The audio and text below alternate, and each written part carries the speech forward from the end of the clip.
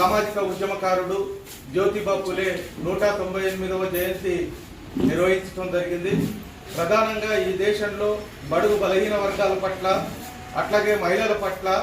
తీవ్రమైనటువంటి అణచివేత వివక్షత కొనసాగుతున్నటువంటి సందర్భంలో సామాజిక ఉద్యమకారుడిగా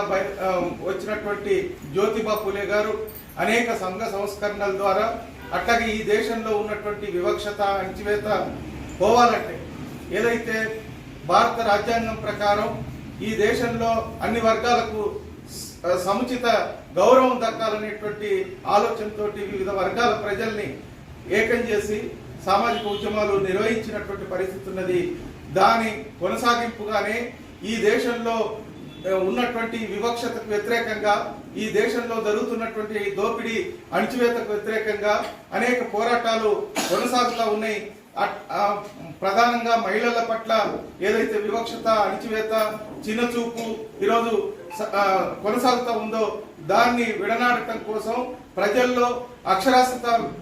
దీన్ని పెంపొందించడం కోసం తానే స్వయంగా పాఠశాలల్ని ప్రారంభించి ప్రజలకి పేదలకి అట్టడుగు వర్గాల పిల్లలకి చదువు చెప్పించినటువంటి